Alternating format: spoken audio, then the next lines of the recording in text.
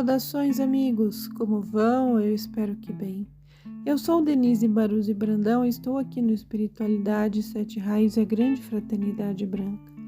Hoje eu trago a gravação do livro Memórias da Bem-Amada Maria, Mãe de Jesus, que foi canalizado pela Geraldine Inocente nos Estados Unidos e que traz, através dela, as palavras da Bem-Amada Maria como uma memória da sua vida na época de Jesus, assim como alguns ensinamentos que ela passou para que todos tenham acesso.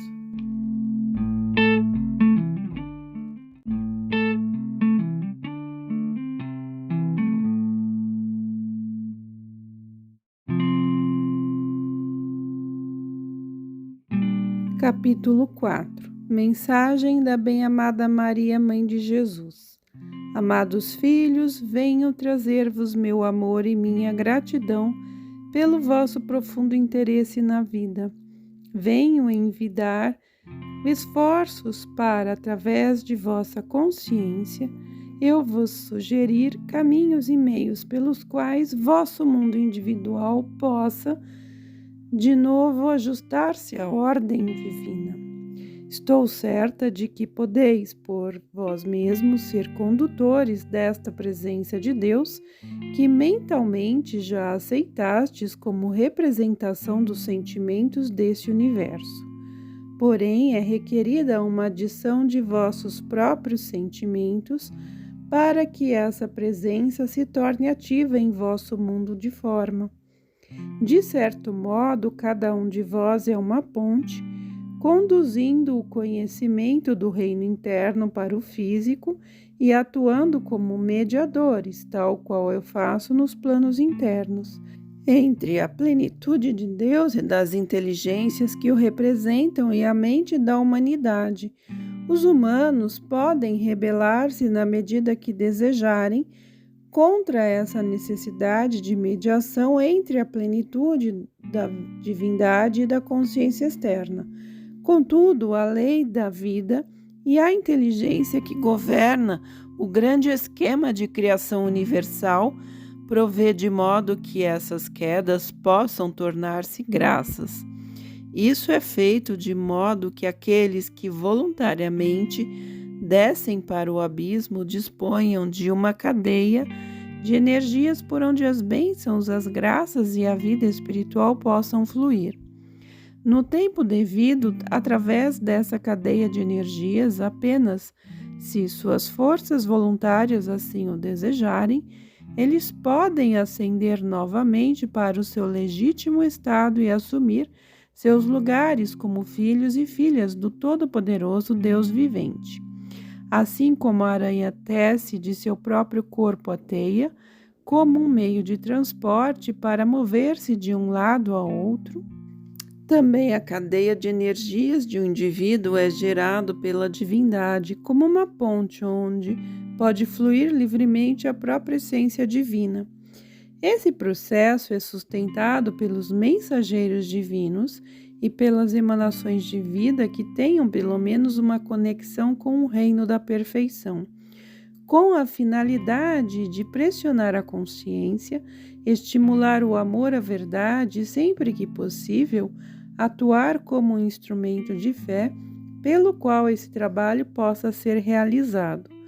Cada um de vós desenvolve, através das idades e dos séculos, certos momentos, tornando-se condutor de qualidades específicas que representam a natureza de Deus. Estes momentos são as vossas dádivas à vida, são tesouros armazenados no céu. Eles são a parte de vós que nós usamos para manifestar nosso trabalho e préstimos no mundo da forma, e são ainda a única parte de qualquer emanação de vida com a qual nós temos ligação. É nosso desejo, durante todo o tempo, acentuar a manifestação mais e mais da natureza de Deus, através desse fermento encontrado nas emanações de vida. Esse fermento pode ser de fé, pureza, paz também, pode ser um momento de faculdades de ensino ou cura. Estes exemplos servem apenas para dar-vos uma ideia do modo como nós da hierarquia trabalhamos para atrair do meio de vós algumas emanações de vida que sentimos possam melhor servir o plano divino com a nossa cooperação.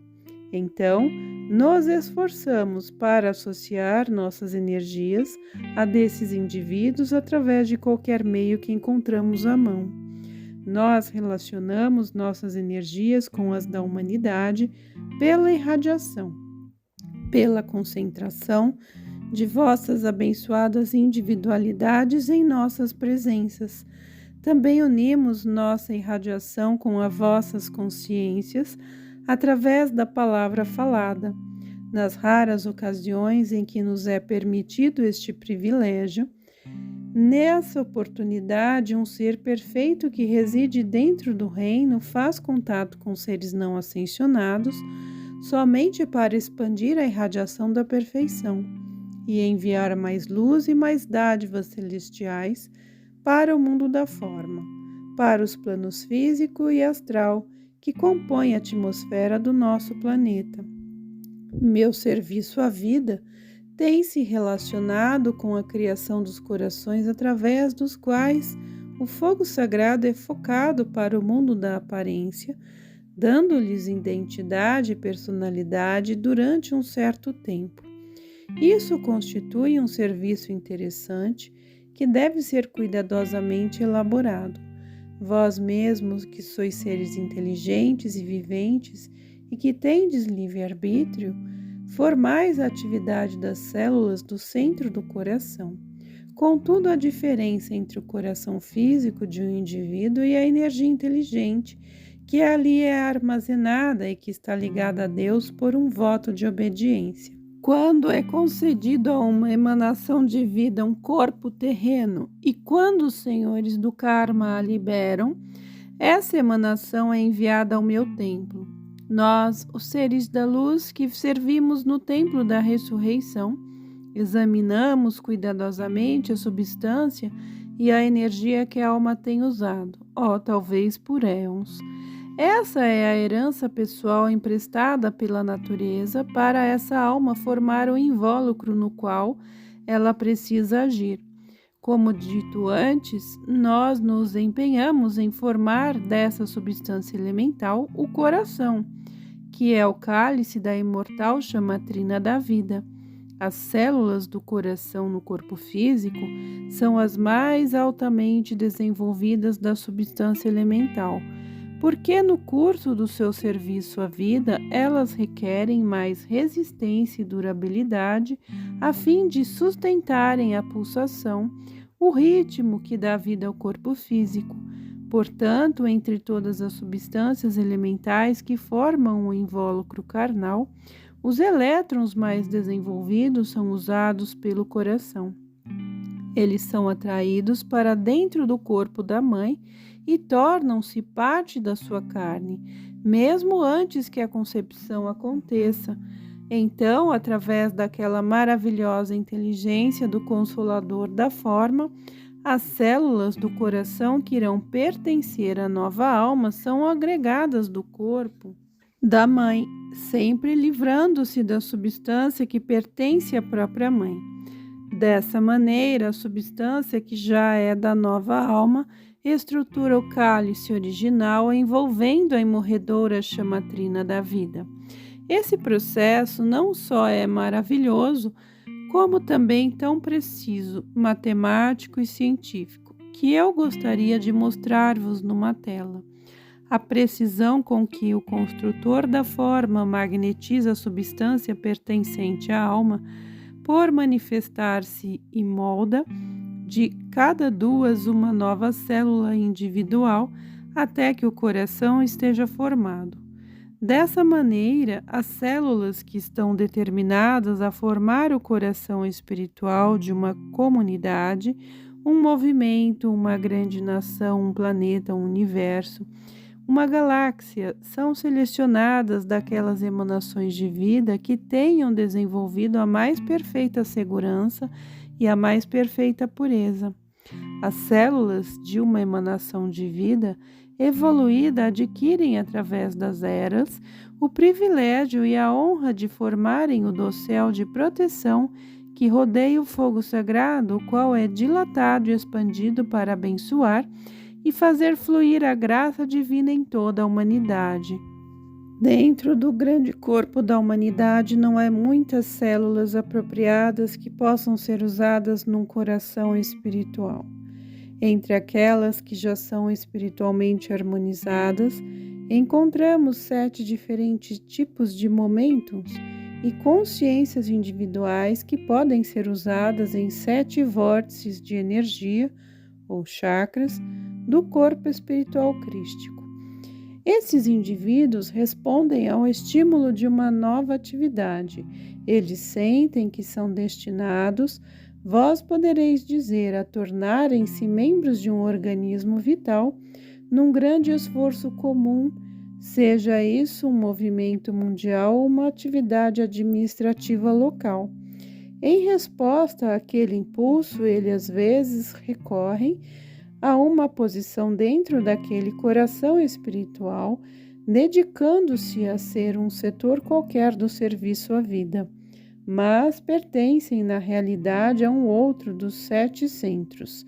Então, uma seleção segue constantemente, esboçando as células do coração, purificando-as, ajustando-as umas às outras em seu lugar adequado e ainda esforçando-se harmoniosamente para recolocar células dentro de seus próprios organismos vitais. Essa é a atividade na qual estáis envolvidos hoje em dia, meus amados. Vós também sois substâncias formadas pelas mãos e corações de inteligências maiores que as vossas.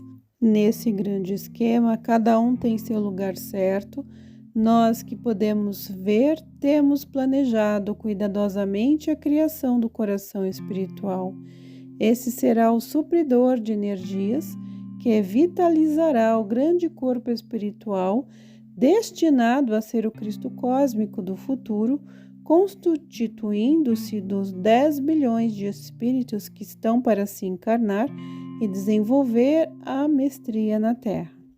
A criação do coração físico é o ponto crucial na formação do organismo humano.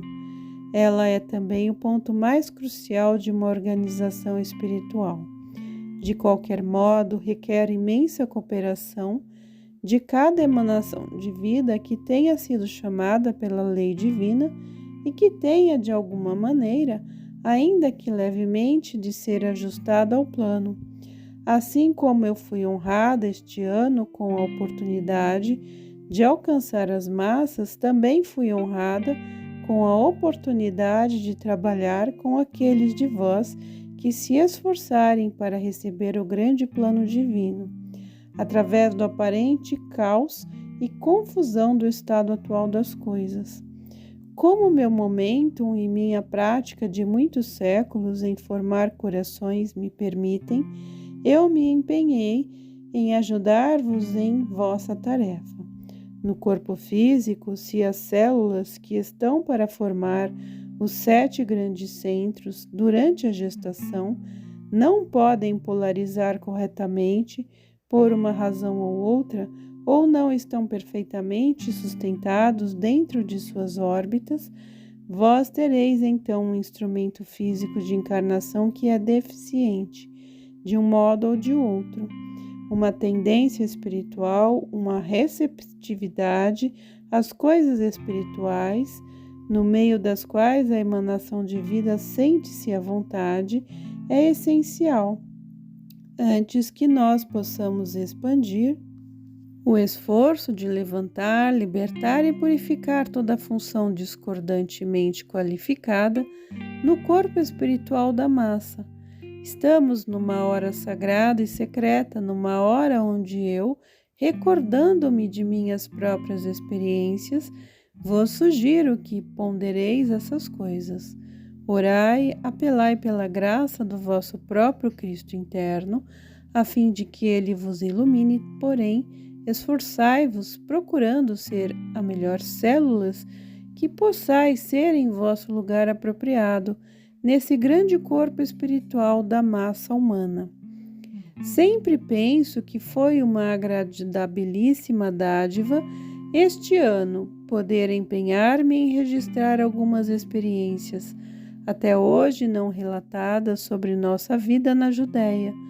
De tempos em tempos, quando a oportunidade surgir, eu vos trarei a lembrança dessas cenas familiares.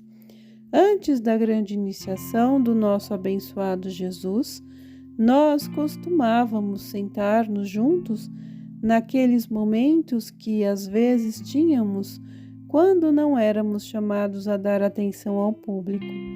Conversávamos sobre as maneiras e caminhos que podíamos usar para melhor perpetuar a verdade, preservar a clareza da mensagem de Jesus e transmiti-la à posteridade como uma lei praticável. Durante os anos de vida de meu filho, dediquei-me quase inteiramente à sustentação daquele imaculado projeto de Deus para ele. Eu não era comprometida com outra qualquer ocupação, exceto a minha lida caseira. Esforçava-me em viver num estado de constante contemplação de seu desabrochar, sua maturidade, reforçando sua maestria através da pressão dos meus sentimentos e pensamentos concentrados. Depois que o abençoado José foi tirado do palco da vida, senti uma dupla responsabilidade em sustentar o plano imaculado. Posso dizer sinceramente que não foi sem grande pesar pessoal que me despedi daquela grande força, da pacífica serenidade e da dignidade de José, para palmilhar aquele caminho quase sozinha. Contudo, a lei da vida e os senhores do karma determinaram que assim fosse, e quando sua missão foi realizada, ele, com todos antes dele, envolveu-se em sua veste de pureza e retornou para o coração do Pai. Era minha vez de ainda permanecer. De quando em quando eu e Jesus sentávamos juntos ao anoitecer e debatíamos vários pontos que deveriam sobressair em sua missão. Frequentemente discutíamos a necessidade dele passar pela aparência da morte, a bem de provar a imortalidade da vida, pois que o homem, através de sua própria percepção, poderia vencer a morte e qualificar um invólucro que, para todos os fins, havia perdido sua vitalidade. Nos santuários onde sua iniciação teve lugar, em Luxor, por exemplo, é relativamente fácil para o iniciado altamente treinado abandonar os sentidos de contato com o mundo ao seu redor e suspender a respiração, de maneira que, para todos os propósitos, seu corpo está morto.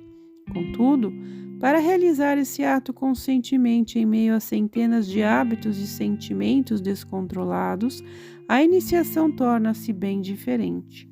Por enquanto, a consciência exterior é tal que, embora a humanidade ela mesma realmente realize e execute sua sentença de morte, nunca acreditaria que a ressurreição seja autêntica e que não seja truque de um faquir ou de uma manifestação de hipnose.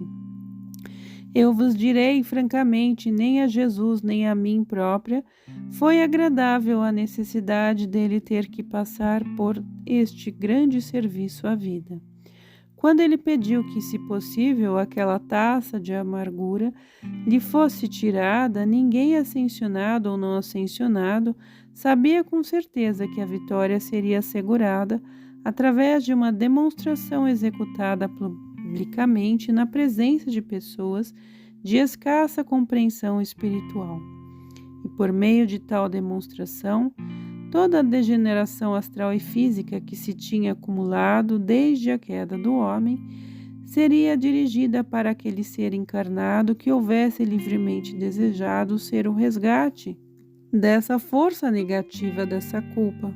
Os maldosos representarem bem o seu papel no palco da vida quando se esforçaram por destruir a serenidade e o equilíbrio do iniciado. Não somente a lamentável massa humana tornou-se maleável para aquelas forças negativas, mas também influências muito mais sutis e poderosas, que desejavam impossibilitar a vitória da missão de Cristo, foi algo que ele presenciou e precisou enfrentar. Desde o tempo em que o primeiro assim chamado milagre de Caná colocou o nome de Jesus diante do povo até os dias de Gólgota, eu fiz o que vós podereis chamar, em termos de igreja, uma novena permanente. Despendia horas e qualquer momento oportuno em contemplação e oração para o total desempenho da vitória da ressurreição através dele. Lucas, um dos discípulos, era médico e tinha sido ocultamente iniciado por Jesus em algumas das sutis atividades relacionadas com curas. Mas ainda assim ele, Lucas, muitas vezes dizia: não acredito que isso possa ser feito. Contudo, como muitos de vós sabeis, isso foi feito com a assistência do grande Mahashohan e de amados amigos e ascensionados. A memória e a glória dessa experiência permanece até os nossos dias. Eu vos falo dessas coisas somente porque deveis ter curiosidade de saber o motivo de não termos planejado melhor nosso futuro. Nossa mente e sentimentos estavam tão concentrados em tornar essa missão dinâmica e positivamente impressa na consciência das pessoas, que não nos preocupávamos a não ser com a manhã da ressurreição. Aqueles de vós que estáveis ao nosso redor naqueles tempos, sabeis que a missão de Jesus foi profundamente registrada no corpo etérico, o corpo das recordações que vós carregais. Também milagres foram perpetuados através dos relatos da Bíblia, que tem sido um indicador para os povos. Daqueles dias em diante, esses relatos e registros estão para ser vivificados agora e trazidos à tona, como uma prova positiva de suas verdades e seu grande serviço cósmico à vida. Quando nos aproximávamos daquele espetáculo final na cruz, decidimos entre nós que eu deveria retornar para Betânia. Vós sabeis, em Betânia vivemos alguma felicidade durante aqueles dias difíceis e lá construímos um lar espiritual. Sentíamos a suavidade das flores e a amizade que não era corrompida com interesses pessoais. Costumávamos sentar-nos lá e simplesmente regozijar-nos com a presença de Deus e de termos uns aos outros. Jesus disse: Mãe, penso que em Betânia vós e os outros vão permanecer. Podeis melhor viver aqueles dias que ainda vos serão reservados. Se a lei permitir, eu vos visitarei de tempos em tempos e através de todas as minhas forças transmitirei a vós e aos nossos abnegados amigos as leis que vos darão auxílio, proteção e vos ajudarão na assistência às pessoas. Assim, naquele dia no Calvário, quando as horas do julgamento estavam completadas, João e eu descemos aquele monte lembrando a advertência de nosso abençoado Jesus. João levou-me para Betânia e outros discípulos foram ter conosco. Depois da manhã de Páscoa, lá formamos uma comunidade e vivemos em perfeita harmonia os 40 dias que antecederam a Ascensão, tempo dado a nós pelo Conselho Kármico como uma concessão de graça. Se os discípulos e aos irmãos de crença fosse recusada aquela mística presença de Jesus durante aqueles 40 dias, penso que eles não poderiam conservar a fé. O despontar, a primeira manifestação da ressurreição, foi um pequeno instante. Isso poderia ter sido, a mente humana diria assim, uma simulação ou uma imaginação coletiva, mas por 40 longos dias nós tivemos uma visita sua em cada dia. Às vezes era a presença de minutos, mas em outras usufruíamos uma hora inteira com o nosso bem-amado. E assim foi que o dia da Ascensão, em que ele abandonaria o plano físico, não se tornou uma despedida difícil, como foi o dia da Santa Sexta-feira. A história de nossa estada em Betânia e a maneira como planejávamos pôr a era cristã em andamento, eu me empenho em transmitir-vos tão ligeiro quanto o tempo e as vossas energias me permitirem entrar em vossos mundos. Quando Jesus vinha a nós, tínhamos um relacionamento agradável, feliz e pacífico. Oh, sim, frequentemente conversava conosco, ocasiões em que recordávamos muitas verdades. Nesse tempo, Pedro, Tiago e João escreveram os evangelhos que permanecem escondidos até hoje. Eles virão um dia descoberto, como também os ensinamentos místicos e ocultos do Cristo. Nossa narrativa é também referente a um tempo em que as curas eram realizadas de maneira simples, não ostensiva talvez. Um tempo em que aqueles que amaram meu filho quiseram concretizar seus ensinamentos, aprendendo as intrincadas dificuldades da cura mística. Naquele tempo, eu também escrevi certos relatos destinados à posteridade, para os quais chamarei vossa atenção mais tarde. Esse foi um tempo em que a futura época científica ainda estava encoberta. Não desabrochara, e nada que não pudesse vir a ser confirmado podia ser feito ostensivamente. Betânia sempre terá um lugar em meu coração e nos corações de todos aqueles que lá tomaram parte naquele plano. Esta manhã vim primeiramente trazer-vos paz, meus amados. Vim confirmar a fé que os mestres ascensionados têm em vossa luz e confirmar a confiança e a crença da fraternidade em vossa integridade espiritual e dizer a cada um de vós que é preciso aos olhos do Altíssimo. Isso pode ser de pouca importância no julgamento de grande parte dos humanos, mas os sentimentos e julgamentos das pessoas em geral não são a medida pela qual Deus avalia. Amados filhos, é agradável ver a configuração de vossos corações de 30, 40, 50 anos atrás e constatar que eles se conservam com pouca degenerescência, com sua luz de cristal irradiando suas vibrações para cada célula. É uma alegria quando alguém dá amorosamente um pouco do seu trabalho para um dos filhos de Deus e o encontra sustentado em graça, muitas vezes queimando no fogo do sofrimento, até que seu coração se torne um cálice mais resplandecente. Um dia, quando deixardes esses corpos e carregardes a réplica desses corações para dentro dos átrios do karma, será maravilhoso vê-los com sua luz brilhando e em seu interior a colheita de vossos serviços prestados em várias encarnações. Eu, por mim, antevejo a chegada desse dia com grande regozijo. Agradeço-vos e Deus vos abençoe.